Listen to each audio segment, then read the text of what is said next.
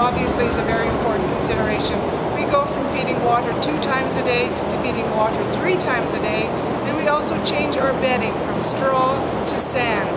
Flies are, of course, are a problem in the summertime, and they do not nest in sand. As well, the sand is much cooler and drains much better than straw, so when the rains come, their calves are not sleeping on wet bedding. Another great benefit of us using sand in our hutches is that we have a recycled or reclaiming sand program on the farm. We use recycled sand in our dairy stalls, dairy cow stalls.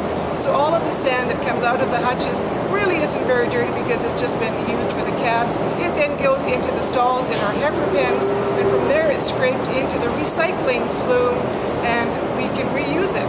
So we don't have to worry too much about, getting rid of that. Whereas with the bedding pack, of course, it's a huge liability, needing to compost it and spread it. And so we're always glad when summer arrives and we can switch over to sand.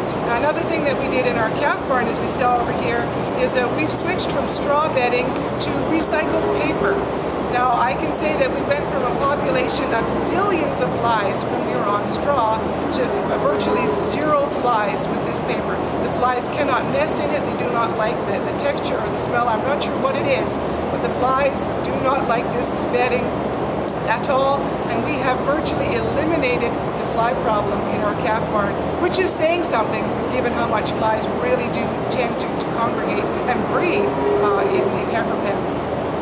We also, because of course you can never completely eliminate flies, we also use fly bait in the summertime in front of all of the hutches. There are some very good products on the market that attract the flies, very quick kill, and we found that also an effective way to control fly population in our calves. We discovered in the summertime many troubles with heifer pneumonia and identified the source really as coming from inside the hutch, where there just wasn't sufficient airflow and it was very warm.